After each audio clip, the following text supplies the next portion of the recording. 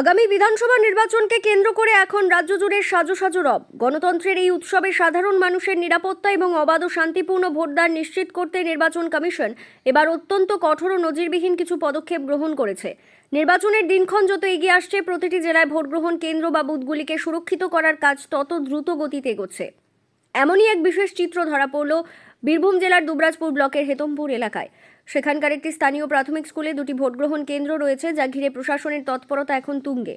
হেতমপুরের এই স্কুলটিতে স্থায়ী কোনো সীমানা প্রাচীর বা দেওয়াল নেই। অতীতেই প্রাচীরহীন ব্যবস্থার সুযোগ নিয়ে বহিরাগতদের আনাগোনার আশঙ্কা থাকলেও এবার কমিশন কোনো ফাঁক রাখতে রাজি নয়।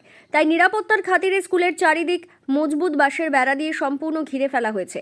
এমনভাবে এই অস্থায়ী ঘেরাটোপ তৈরি করা হয়েছে যাতে নির্দিষ্ট একটি পথ ছাড়া অন্য কোনো দিক দিয়ে কেউ ভোট কেন্দ্রে প্রবেশ করতে না পারে।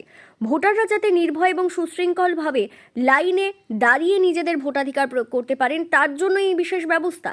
স্থানীয়রা একে প্রশাসনের এক অনন্য সুরক্ষা কবচ হিসেবেই দেখছেন। শুধুমাত্র বেষ্টনী দেওয়াই নয়, ভোট কেন্দ্রের পবিত্রতা ও শৃঙ্খলা বজায় রাখতে বুথ সংলগ্ন এলাকায় রাস্তার ধারের ইলেকট্রিক খুঁটিগুলিতে 100 মিটার এবং 200 মিটারের গণ্ডি স্পষ্টভাবে চিহ্নিত করে দেওয়া হয়েছে। কমিশনের নির্দেশ অনুযায়ী নির্দিষ্ট সীমার মধ্যে ভোটার ছাড়া অন্য কোনো ব্যক্তি বা জটলা প্রবেশের অনুমতি পাবে না। একে এক প্রকার লক্ষণগণ্ডি বললেও ভুল হয় না। এর ফলে বুথের আশেপাশে অবাঞ্ছিত ভিড় এড়ানো সম্ভব হবে এবং ভোটাররা শান্তিতে ভোট কেন্দ্রে পৌঁছতে পারবেন। পাশাপাশি প্রযুক্তির দিক থেকেও এবারের নজরদারি অত্যন্ত আধুনিক।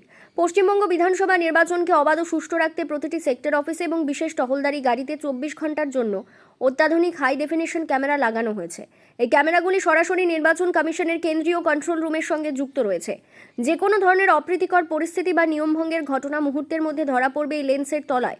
দুবরাজপুরের এই সুশৃঙ্খল প্রস্তুতি দেখে এটা স্পষ্ট যে সাধারণ মানুষের গণতান্ত্রিক অধিকার রক্ষায় কোনো আপোষ করতে রাজি নয় কমিশন।